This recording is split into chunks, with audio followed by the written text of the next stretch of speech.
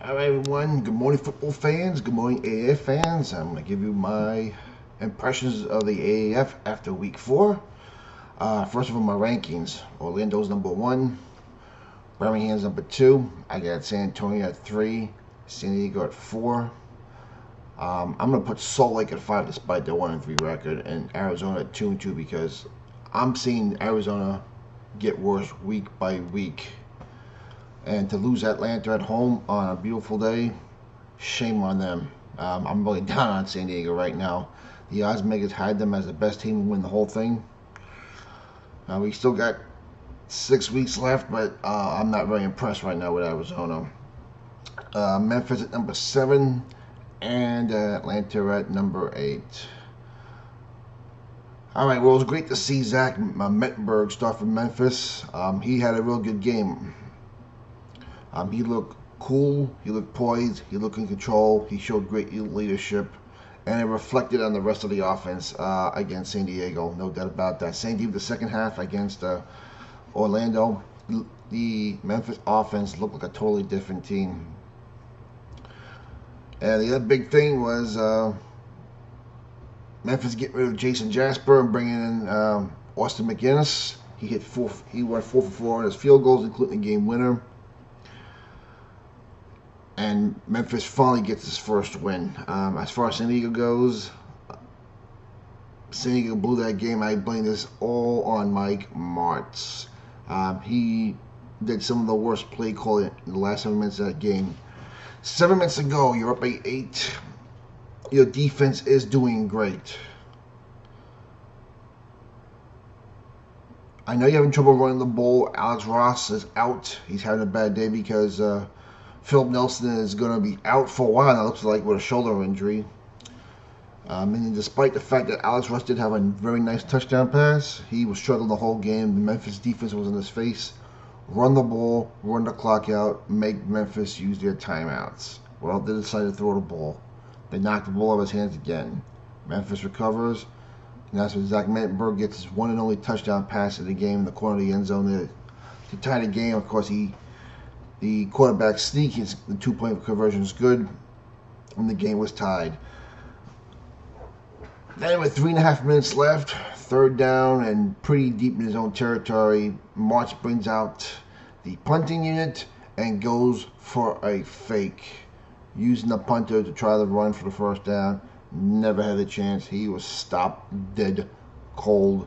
Memphis gets the ball. They virtually run down the clock. McGinnis hits his 4th field goal. Memphis wins, and Mike Martz is a total idiot for what he did. And as much as I like Mike Martz, it's stuff like this why he's not in the NFL. So Memphis goes to 1-3. They go on the road next week to Atlanta to play the 1-3 Legends. And San Diego goes home to play Salt Lake City. That game will be on the NFL Network on Saturday night. Memphis Atlanta will be the Sunday afternoon game on the CBS Sports Network. Second game of the day, the game that was flexed in, Orlando and Salt Lake, and boy, what a game this was. It was great to see a snow game in this league. The reason why I like having Salt Lake in this league is because they had the chance to beat the Green Bay or the Denver of this league with the weather, and it made for a great television, made for a great game. It was great football weather. It was fun to see. Despite that, Orlando still has the best offense. Garrett Gilbert is still the best quarterback. And Steve Spurrier right now can do no wrong. Despite the weather, Orlando never turned the ball over once, if I remember right. Garrett Gilbert still threw for about 260 yards. The Orlando running game ran for over 100 yards. So we've seen Orlando win in hot weather, cold weather, snow, rain. We've seen them pass to win games. We've seen them run to win games. We've seen them do both to win games. Right now, they are by far the best offense. Steve Spurrier has done a great job with the Apollos. As far as Salt Lake goes, they play competitive in every game. But they could not get anything going against Orlando that night, and then they have a tough game, a division game against San Diego at Jack Murphy Stadium. That's going to be a Sunday night game on the NFL Network. Orlando is going to be on the road to play the Birmingham Iron at Legion Field. That would be it's going to be a TNT game now. That's the good thing about this. TNT is not going to replace the Bleacher Report live network, and we'll see that game Saturday at 2 o'clock. So on top of it being the first game, it's going to be a little bit earlier, which I like very much. Good job of TNT for stepping up. The other thing is, hopefully they do a better job their first game with them stupid camera angles. All right, the third game of the day. What was the third game of the day? Remind me. San Antonio, Birmingham. What a game that was. If you like defense, this was the game for you. Luis Perez, I still think is the most intriguing player, but what's more intriguing about him is he still hasn't had a touchdown pass yet this year. He managed the game well. He does a good job leading that offense, but Birmingham is now down 3 offensive linemen. They came in without the starting center. It looked like 2 more linemen went out. I don't know what the report on his lineman is. They don't have much of a passing game. His receivers are decent at best, nothing great. They do drop a lot of balls. They do have a running game with Trent Richardson, but it's not very consistent. And they go up against Orlando this Saturday at home at Legion Field. They're going to have their hands full. San Antonio, Logan Woodside, what can I tell you? He managed the game well. Well, you can thank Kenny Farrell for that. Kenny Farrell had 30 attempts, 142 yards, both an AAF record right now. He was the reason why San Antonio won. Logan Woodside, the best thing I can say about him is he did not screw up. No interceptions. He never turned the ball over against that tough Birmingham defense.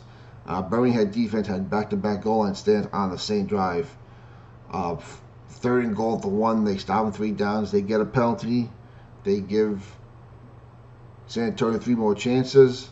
San Antonio stopped again on 3 straight runs, even with Kenny Farrell. They got forced to go for field goal. It was 12-3. Luis Perez did go drive down to bring the game within 1 with a touchdown. Trent Richardson run. They got the 2-point conversion. We saw a 3rd onside conversion, no good. San Antonio runs the clock out, and San Antonio's defense is pretty good. They still have the best, most balanced defense in the league. I still think Birmingham has the most hard-hitting, vicious defense, but I think San Antonio's better at rushing the quarterback and getting to the quarterback than anybody else in this league. And they got a pretty good secondary also. So Birmingham's got a tough one against Orlando at home this weekend, Saturday afternoon, and San Antonio will go play their 3rd road game of a 4-game road trip at Sun Devil Stadium Sunday night on the NFL Network against the Hot Shots. A big division game where we have those 2 teams in San Diego all tied at 2-2. And finally, the last game of the weekend, Atlanta and Arizona. Arizona honored the 19 hotshot firefighters before the game. Didn't motivate them all. Atlanta looked real good. To the delight of Atlanta fans, Matt Sims gets hurt. He busted his hand, pinky, pretty good. It was pretty bloody. But they brought in Aaron Murray, the Georgia quarterback. Man had a great career at Georgia, and he looked good. He threw for about 250 yards. He was also the leading rusher for Atlanta. He moved the ball. He made time. He kept the Arizona defense, which is not that good, as we're finding out more and more, on their heels. Atlanta wins their first game 14-11 at Sun Devil Stadium. John Wolford returned to the starting lineup for Arizona despite his back injury last week. Rasheed Ross gets the dumbass award for the dumb play. If you remember, they're deep in their own territory. He takes a pass, he runs backwards, and gives Atlanta a safety. That was 2 points right there. Nick Folk misses a 40-yard field goal for Arizona. 3 more points right there. Those are big plays right there. But Atlanta did everything well. The Atlanta defense held down that so-called potent Arizona offense. So Arizona's on the board now with 1-3. They host Memphis next week, and Arizona's going to host San Antonio. So here's my feel on the AAF. I can honestly say out of the 16 games we've seen, 14 have been very competitive. They've been very exciting. We just had those 2 blowouts in week 1. I still think Birmingham has the best overall defense. Orlando has the best offense. Garrett Gilbert by far is the best quarterback. I think San Antonio's got the best pass rush. The only thing that's really concerning me right now is the attendance figures. The attendance figures took a big drop this week. A lot of it was due to weather. In Memphis, they had 13,600, which was an increase of 1,500 people over the last game, so that's good. But we go to Salt Lake, they had a paid attendance of 9,500 people, which is a decrease of about 1,200 people from their first game, but they also had lousy weather. It was a very snowy day. Then you go to Birmingham, because Birmingham, Alabama, and Georgia had those nasty rainstorms where there were tornadoes in both states. State of emergency was declared in parts of those states. Only 6,500 people showed up for the game in Alabama. That's a decrease of over 11,000. Now they do host Orlando this week. I'm hoping they get over 20. If they don't get over 20,000 for this game, I'm not feeling good how long this league is going to last, despite the fact that they're playing competitively.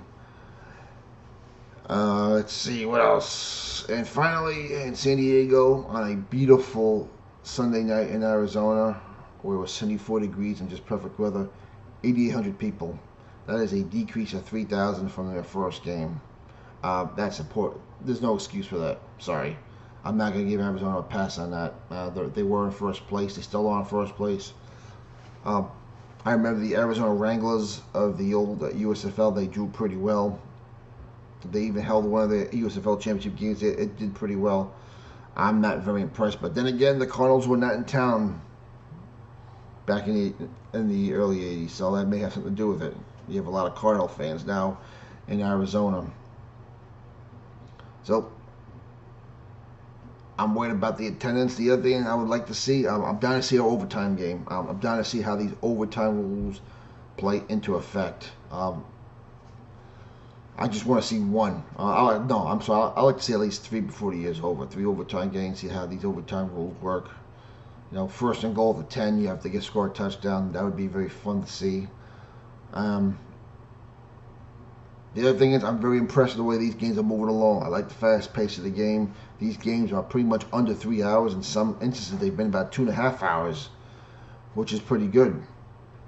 So I think a lot of the rule changes the AAF have done have been great, and I still love the fact that you can go into the broadcast, not the broadcast booth, but the replay booth, see what he's seeing, and listen to what he's saying. I like the transparency. I like the fact that everyone's mic'd up. The league has done everything right. Unfortunately, the only 2 things I'm down on is, one, the championship game is still going to be a neutral site, which I hate. It should be at the highest seed. You need revenue. You need fans. Play at the highest seed stadium. And the other thing is the attendance is terrible. And I'm hoping this week the weather is supposed to be about 70 degrees in Birmingham and cloudy, so they're going to have good weather for that. San Diego will be 60 degrees and sunny. Atlanta's going to be 60 degrees and sunny, and Arizona's going to be 74 degrees at night. Weather's not going to be an issue this week for these games, so there has to be an increase in attendance. If there isn't, this league's got problems. All right, everyone, let me know what you think. What do you like about the league? What you don't like about the league? And we'll talk about the upcoming games during the week, later on in the week. We'll talk to everyone. Have a great week.